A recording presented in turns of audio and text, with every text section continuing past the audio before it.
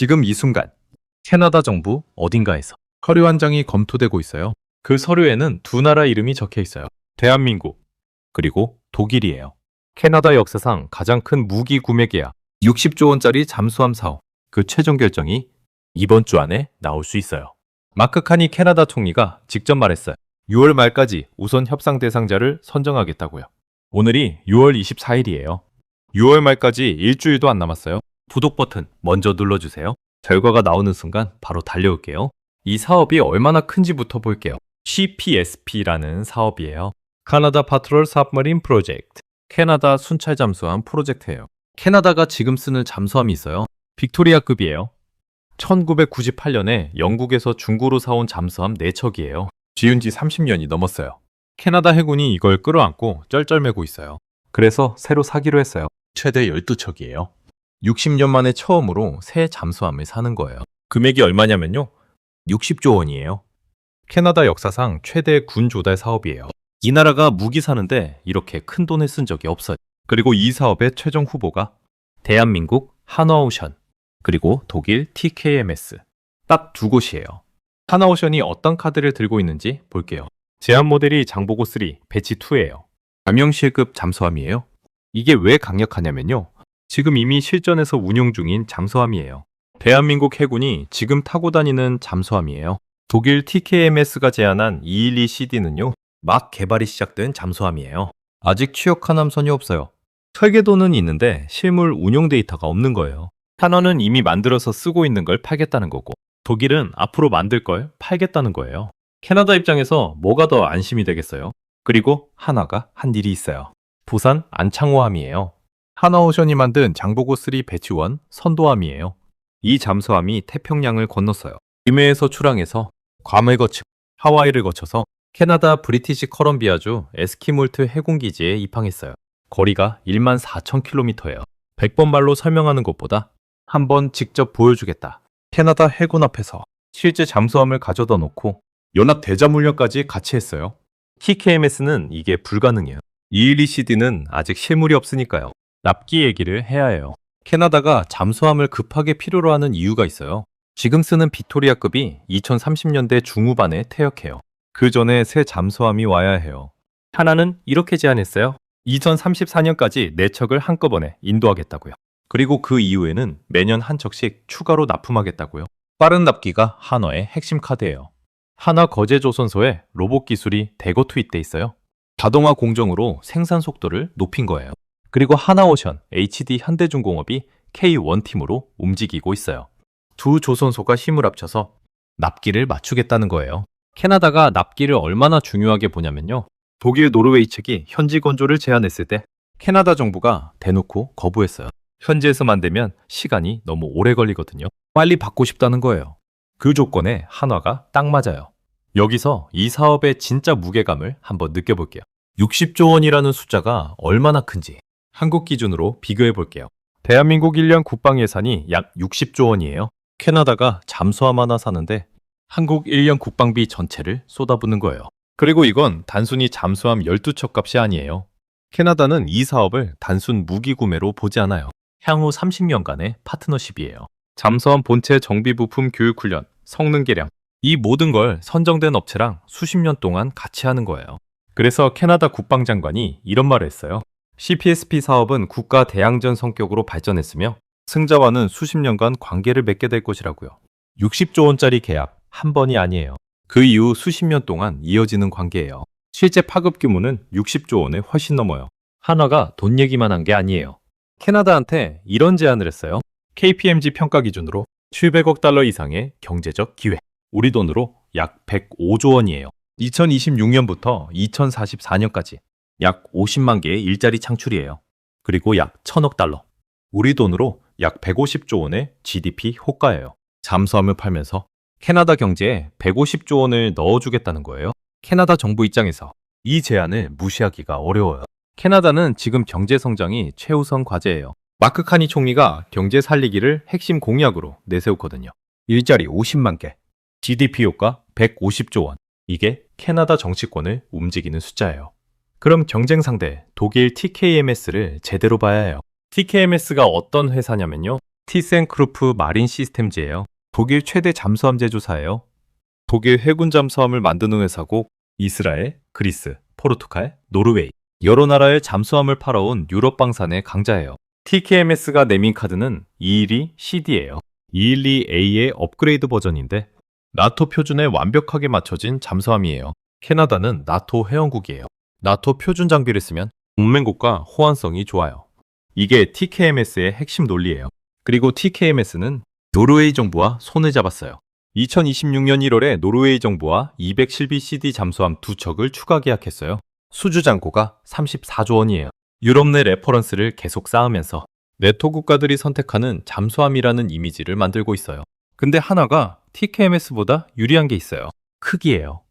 안보고3 배치2는 수중 배수량이 3,700톤이에요. TKMS 212CD는 수중 배수량이 2,600톤이에요. 한화 잠수함이 독일 잠수함보다 2,000톤 이상 더 커요. 이게 왜 중요하냐면요. 캐나다가 순찰해야 하는 바다가 어마어마하게 넓어요. 태평양, 대서양, 북극해 이 세 곳을 동시에 커버해야 해요. 잠수함이 크면 연료를 더 많이 실을 수 있어요. 향속거리가 길어요. 더 많은 부장을 탑재할 수 있어요. 더 오래 바다 밑에 있을 수 있어요. 캐나다 해군 입장에서 광활한 자국 해역을 순찰하려면 큰 잠수함이 유리해요. 그리고 캐나다 정부가 납기를 중요시한다고 공개적으로 밝혔어요. 독일, 노르웨이 측 현지 건조 제안을 대놓고 거부한 게 그 증거예요. 한화가 빠른 납기와 큰 체급, 두 가지를 동시에 갖고 있어요. 한국 정부가 이 사업에 얼마나 공을 들였는지 봐야 해요. 장훈식 대통령 비서실장이 직접 캐나다로 날아갔어요. 정의선 현대차그룹 회장이 특사단에 함께 참여했어요. 캐나다가 잠수함 계약 조건으로 현지 투자와 일자리 창출을 요구했거든요. 그래서 자동차 공장 카드까지 꺼낸 거예요. 한화오션은 캐나다 현지 기업 100여 곳과 협력 협약을 맺었어요. HD 현대중공업도 조선에너지 분야 협력을 제안했어요. 이게 단순히 방산 수출이 아니에요. 대한민국이 국가 차원에서 총력전을 펼치는 거예요. 잠수함 자동차, 에너지 일자리.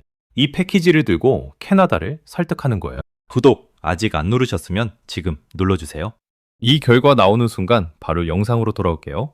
이 사업이 단순한 잠수함 수출이 아닌 이유가 있어요. CPSP는 방산업계에서 나토 표준 진입시험대라고 불려요. 캐나다가 파이브 아이즈 동맹국이거든요. 미국, 영국, 캐나다, 호주, 뉴질랜드. 이 5나라가 최고 등급 군사 정보를 공유하는 동맹이에요. 이 동맹의 핵심 국가가 한국 잠수함을 작전 표준으로 인정하느냐. 이게 CPSP의 진짜 의미예요. 만약 캐나다가 한화 잠수함을 선택하면요. 파이브 아이즈 국가가 한국산 잠수함을 자국 해군의 주력으로 쓰는 거예요. 그러면 호주가 봐요. 뉴질랜드가 봐요. 영국이 봐요. 캐나다가 쓰는 잠수함이면 믿을 수 있다. 이 레퍼런스가 생기는 거예요. K방산이 나토 핵심 동맹국의 해군에 공식 진입하는 역사적인 순간이 되는 거예요. 한화오션이 이 사업을 위해 준비한 시간이 있어요. 2023년부터예요. 사업이 본격적으로 시작되기도 전에 한화오션과 HD 현대중공업이 캐나다에 지부를 만들었어요. 캐나다 현지 기업 밥콕사와 협정을 먼저 체결했어요. 2024년에는 캐나다 현지 기업 4곳과 추가 파트너십 계약을 맺었어요. 2025년 11월에는 캐나다 산업부 장관이 직접 거제 조선소를 찾아왔어요. 현장을 눈으로 보고 싶었던 거예요. 2025년 12월에는 캐나다 해군 주임원사가 실제 훈련 중인 잠수함에 직접 탑승했어요. 2026년 3월에 최종 제안서를 제출했어요. 그리고 5월 24일 보산 안창호함이 14,000km를 항해해서 캐나다 에스키몰트 해군기지에 입항했어요. 3년 동안 하나하나 쌓아온 거예요. 이게 쉽게 나온 결과가 아니에요. TKMS도 가만히 있지 않았어요. 2025년 12월에 캐나다 현지 업체 마르멘과 212CD 잠수함 부품 생산 협력 계약을 체결했어요. 2026년 5월에는 캐나다 우주발사체 업체와 협력 협약도 맺었어요. 캐나다가 원하는 현지 산업협력이라는 조건을 TKMS도 맞추려고 계속 움직인 거예요. 수주 잔고도 34조 원으로 한화오션 29조 원보다 많아요. 한화가 앞선다고 방심할 수 없는 이유가 여기 있어요. 업계에서는 두 진영이 백중세를 이루고 있다는 평가가 나와요. 근데 결정적인 장면이 하나 있어요. 캐나다 정부, 독일, 노르웨이 측의 현지 건조 제안을 공개적으로 거부했어요. 현지에서 만들면 일자리가 생기는데 왜 거부했냐고요? 시간이 없어서예요. 빅토리아급이 2030년대 중후반에 퇴역하는데 현지에서 처음부터 만들면 그 안에 납품이 불가능해요. 캐나다 정부 납기를 일자리보다 더 중요하게 봤다는 거예요. 그리고 이 선택이 한화에게 유리한 신호예요. 한화가 제시한 2034년 내적 동시납품. 이게 캐나다가 원하는 타임라인에 딱 맞아요. 여기서 잠깐 하나오션이 어떤 회사인지 짚어볼게요. 하나오션은 원래 대우조선해양이었어요. 2023년에 하나그룹이 인수하면서 하나오션으로 이름이 바뀐 거예요. 근데 이 회사가 잠수함을 얼마나 잘 만드냐면요. 대한민국 해군 잠수함의 대부분을 이 회사가 만들었어요. 장보고 1, 장보고 2, 장보고 3. 한국 해군 잠수함 역사가 하나오션의 역사예요. 그리고 2026년 1분기 실적이 어떻게 나왔냐면요. 매출 3조 2천억 원에 영업이익 4,411억 원이에요. 영업이익률이 13.7%예요. 전년 대비 영업이익이 70% 넘게 늘었어요. 조선업 포항이 이 회사에 고스란히 반영되고 있어요. 이 회사가 캐나다 잠수함까지 따르면 수주잔고가 폭발적으로 늘어나는 구조예요. 이 사업을 둘러싼 지정학 얘기도 빠지면 안 돼요. 캐나다가 왜 지금 잠수함을 사려고 하냐면요. 북극해 때문이에요. 기후변화로 북극빙하가 녹으면서 북극해 항로가 열리고 있어요. 북극해는 캐나다 영토 바로 위에요. 근데 러시아가 북극해에서 군사활동을 늘리고 있어요. 중국도 북극 진출을 선언했어요. 캐나다 입장에서 자국 북쪽 바다를 지킬 잠수함이 절실해요. 그리고 트럼프 미국 대통령이 캐나다한테 방위비를 더 내라고 압박하고 있어요.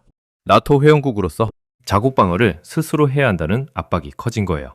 그 답이 잠수함 12척이에요. 이 배경이 있으니까. 캐나다가 이 사업을 이렇게 빠르게 밀어붙이는 거예요. 한국이 이 사업을 따내야 하는 이유도 있어요. 대한민국은 지금 방산 수출 강국으로 올라서고 있어요. 2022년 폴란드 K2 전차 K9 자주포 수출, 2023년 호주 레드백 장갑차 수주, 2024년 루마니아 K9 수출, 2025년 이집트 K9 추가 수출. 육상 무기는 이미 세계 최고 수준이에요. 근데 해상 무기는 아직 큰 수출 실적이 없어요. 캐나다 잠수함이 그 첫 번째 대형 케이스가 되는 거예요. 육상에서 K9이 열어젖힌 것처럼 해상에서 장보고3가 문을 여는 거예요. 그리고 이번에 한국이 이기면 잠수함 수출 레퍼런스가 생기는 거예요. 그 레퍼런스 하나가 다음 나라의 문을 두드리는 열쇠가 돼요.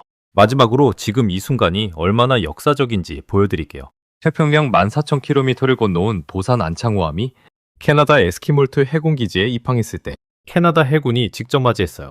캐나다 장병 2명이 하와이에서 도산 안창호함에 탑승해서 같이 캐나다까지 왔어요.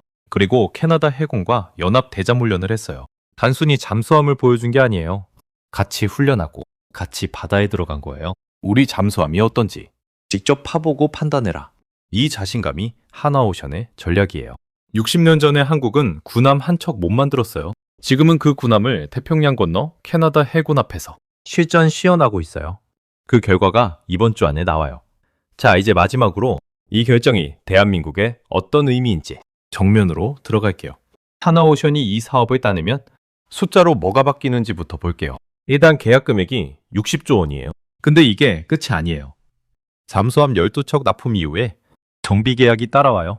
부품 공급 계약이 따라와요. 성능 개량 계약이 따라와요. 교육훈련 계약이 따라와요. 잠수함 수명이 30년이에요. 30년 동안 하나오션이 캐나다 해군의 파트너로 묶이는 거예요. 업계에서는 전체 파급 규모를 100조 원 이상으로 보는 시각도 있어요. 그리고 하나오션 수주잔고가 지금 29조 원인데 여기에 60조 원이 더해지면 단숨에 세계 최대 수준의 수주잔고를 가진 조선사가 돼요. HD 현대중공업 얘기도 해야 해요. 이번 사업에서 하나오션이 단독으로 뛰는 게 아니에요. HD 현대중공업이 K1팀으로 함께해요. HD 현대중공업은요, 세계 1위 조선사예요. LNG선, 컨테이너선, 탱커, 상선 분야에서 독보적인 회사예요. 근데 이 회사가 분함 쪽으로도 손을 뻗고 있어요. 하나오션이 잠수함 건조를 맡고 HD 현대중공업이 일부 물량과 에너지 분야 협력을 담당하는 구조예요. 두 회사가 힘을 합치면 생산 능력이 배가 돼요. 2034년 내척 동시납품이라는 파격적인 납기 약속을 실제로 지킬 수 있는 이유가 여기 있어요. 이 사업에서 지면 어떻게 되냐고요? 솔직하게 말씀드릴게요. CPSP는 캐나다가 60년 만에 처음 여는 잠수함 시장이에요. 다음 기회가 언제 올지 몰라요. 그리고 파이브아이즈 국가에 한국 잠수함 레퍼런스를 만들 기회가 당분간 다시 오기 어려워요. 호주도 잠수함 사업이 있어요. 어커스, 프레임워크로 미국, 영국, 호주가 핵잠수함 협력을 하고 있는데 그 옆에서 한국이 재래식 잠수함으로 틈새를 노릴 수 있거든요. 근데 캐나다 레퍼런스가 없으면 그 문도 열기 어려워요. 이번이 그냥 60조 원짜리 계약이 아닌 이유예요. K방산이 해상무기 분야에서 세계 무대에 올라서느냐 아니냐의 분기점이에요. 결과가 언제 나오냐고요? 마크 카니 총리가 6월 말이라고 했어요. 오늘 기준으로 일주일 이내예요. 나토 정상회의가 6월 말에서 7월 초에 열려요. 그 전에 발표하겠다는 의지가 있는 거예요. 나토 정상회의에서 캐나다가 우리 잠수함 파트너를 결정했다고 발표하는 그림을 원하는 거예요. 그 파트너가 하나오션이 될 수 있어요. 지금 이 순간에도 캐나다 국방투자청 어딘가에서 두 제안서를 마지막으로 비교하고 있을 거예요. 납기, 가격, 경제효과, 기술력, 신뢰성. 이 5가지를 저울에 올려놓고 어느 쪽이 더 무거운지 재고 있는 거예요. 한 가지만 기억해 주세요. 1960년대 한국은 배 한 척 제대로 못 만들었어요. 1980년대에 겨우 상선을 만들기 시작했어요. 1990년대에 잠수함 기술을 처음 배웠어요. 2026년, 지금. 그 잠수함이 태평양을 건너 캐나다 해군 앞에 섰어요. 60년이에요. 60년 만에 여기까지 온 거예요. 결과가 어떻게 나오든. 대한민국 잠수함이 캐나다 해군의 최종 부후보 중 하나라는 사실이 사업을 둘러싼 숨은 경쟁이 하나 더 있어요. 바로 트럼프 변수에 트럼프 대통령이 캐나다한테 관세 폭탄을 날리고 있어요. 미국과 캐나다 관계가 심상치 않아요. 근데 트럼프가 한국한테는 핵잠수함 건조를 승인해줬어요. 트루스 소셜에서 직접 밝혔어요. 한국이 핵추진 잠수함을 건조하도록 승인했다고요. 이게 캐나다 입장에서 어떻게 읽히냐면요. 미국이 한국 잠수함 기술을 신뢰한다는 신호예요. 트럼프가 승인한 나라의 잠수함이라는 거예요. 나토 동맹국 캐나다 입장에서 미국이 신뢰하는 파트너의 잠수함을 사는 게 정치적으로도 안전한 선택이에요. 반면 독일은요. 트럼프와 유럽 관계가 복잡해요. 나토 방위비 분담 문제로 미국과 유럽 사이에 갈등이 있어요. 이 지정학 구도가 하나에게 추가적인 유리함을 주고 있어요. 캐나다 언론이 이 사업을 어떻게 보고 있는지도 중요해요. 캐나다 국영통신사 캐네디언 프레스가 이 사업을 집중 조명했어요. 캐나다 역사상 최대 군조달 사업이라고 직접 표현했어요. 캐나다 언론이 주목하는 이유가 있어요. 이 계약 하나가 캐나다 방산산업의 미래를 결정하거든요. 어느 나라와 손을 잡느냐에 따라 캐나다 현지 기업들의 운명이 달라져요. 하나와 손잡은 캐나다 기업이 100여 곳이에요. PKMS와 손잡은 기업들도 있어요. 두 진영으로 나뉜 캐나다 산업계가 이 결과를 기다리고 있어요. 마지막으로 도산 안창호함 얘기를 한 번 더 할게요. 이 잠수함 이름이 도산 안창호 선생님 이름에서 왔어요. 일제강점기에 독립운동을 하신 분이에요. 힘을 기르자는 말씀을 하신 분이에요. 그 이름을 단 잠수함이 태평양을 건너 캐나다까지 갔어요. 단순한 무기 수출 홍보가 아니에요. 대한민국이 어떤 나라가 됐는지 그 자체를 보여주는 거예요. 힘을 기르자던 그 말이 60년 뒤에 잠수함이 되어서 태평양을 건넌 거예요.